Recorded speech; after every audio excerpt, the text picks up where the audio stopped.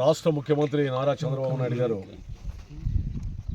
Drones వల్ల దాని వినియోగం వల్ల వచ్చే ఉపయోగం రాబోయే కాలంలో దాని ఆవశ్యకత గురించి మరి వేలాది డ్రోన్స్తో అమరావతిలో కూడా ఆయన డెమో చేయడం మన రాష్ట్రం ఇతర రాష్ట్రాల్లో లేదా ఇతర దేశాలకు ఆదర్శంగా ఉండాలని ఈ టెక్నాలజీని ఉపయోగపెట్టుకోవడం వల్ల ఎంత ఉపయోగంగా ఉంటుందని చెప్పి చాటి చెప్పినటువంటి సందర్భాన్ని చూసాం. అందులో భాగంగానే ఈరోజు వ్యోమిక్ డ్రోన్ సంబంధించిన కంపెనీ వాళ్ళు రావడం జరిగింది. పెరవల్లి గ్రామం సింగనమల నియోజకవర్గంలో.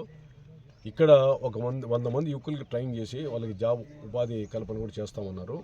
అందులో ఇక్కడ డెమో కూడా ఇవ్వడం జరిగింది. నిజంగా దీనివల్ల చూసిన తర్వాత ఎంతోమంది యువతకు ఉపాధి కల్పించడానికి, వాళ్ళ స్వయం ప్రతిపత్తితో ఎదగడానికి, స్వయం కృషితో వాళ్ళ యొక్క కర్తవ్యాన్ని నిర్వర్తించుకొని జీవనోపాధి కల్పించడానికి దోహదపడేటువంటి కార్యక్రమం నిజంగా మేమంతా కూడా చూసాం ఇప్పుడే.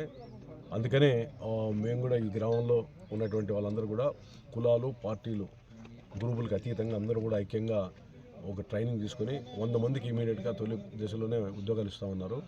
రేపే వాళ్ళందరూ కూడా ట్రైనింగ్ ఇస్తామని చెప్పారు. ఆ కంపెనీ ప్రతినిధులు కూడా ఇక్కడ రావడం జరిగింది.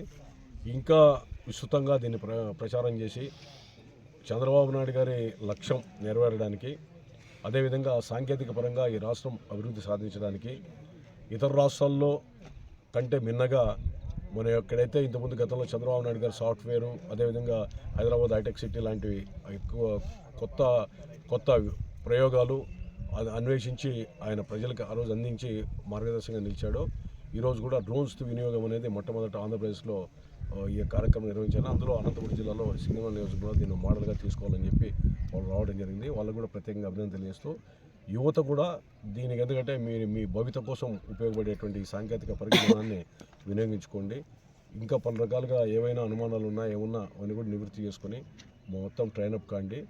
ఈ గ్రామంలో నిరుద్యోగం లేకుండా పోవడానికి దోహదపడే రీతిలో తొలి అడుగ్గా దీన్ని భావించి వినియోగించుకోవాల్సిందిగా అందరూ కూడా అభ్యర్థించాను.